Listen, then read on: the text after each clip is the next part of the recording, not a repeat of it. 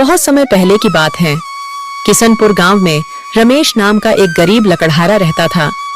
वह बहुत मेहनती व ईमानदार था। रमेश प्रतिदिन जंगल जाता और वहां से लकड़ी काटकर उन्हें बाजार में बेचता था। लकड़ी काटकर जो धन मिलता था उसी से उसका गुजारा चलता था।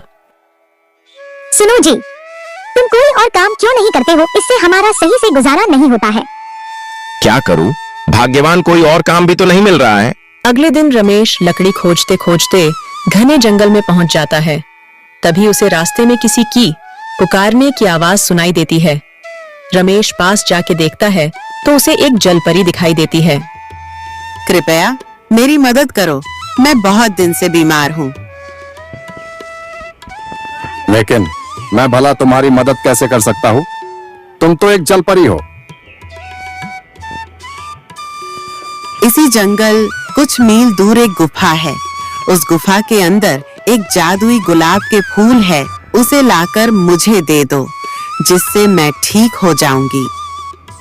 रमेश जलपरी की बात मानकर उस जादुई गुलाब की तलाश में चल देता है। कुछ समय चलने के बाद वह उस गुफा के पास पहुंच जाता है। रमेश गुफा के अंदर जाता है। जैसे ही रमेश फूल तोड़ने वाला होता है, तभी उसमें से एक जिन निकलता है। मूर्ख मानव, तुम यह जादुई फूल नहीं ले जा सकते जब तक तुम मेरे 2 प्रश्नों के उत्तर नहीं दे देते।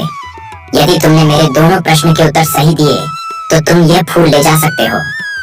यदि तुमने एक भी प्रश्न के उत्तर गलत दिए तो मैं तुझे खा जाऊंगा। ठीक है, पूछो अपने प्रश्न।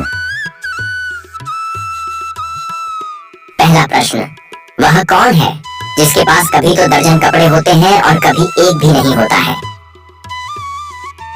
वॉशिंग मशीन है। कभी इसके पास ढेर कपड़े होते हैं और कभी एक भी नहीं होते। बिल्कुल सही उत्तर। दूसरा प्रश्न, वह क्या है जो है तो सोने की मगर सोने से भी सस्ती है?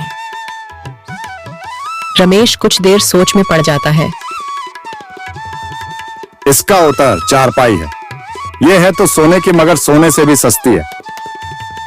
तुमने मेरे सभी प्रश्नों के उत्तर सही दिए हैं। अब तुम यह फूल ले जा सकते हो। यह कहकर जिन वहां से चला जाता है। रमेश फूल लेकर सीधे जलपरी के पास जाता है। जलपरी ओ जलपरी, लो अपना जादुई फूल। जलपरी रमेश को मदद के बदले में उसे सोने के उपहार देती है और वहां से चली जाती है। रमेश उन सोने के सिक्कों से अमीर हो जाता है। फिर वह अपना जीवन हंसी खुशी से गुजारने लगता है।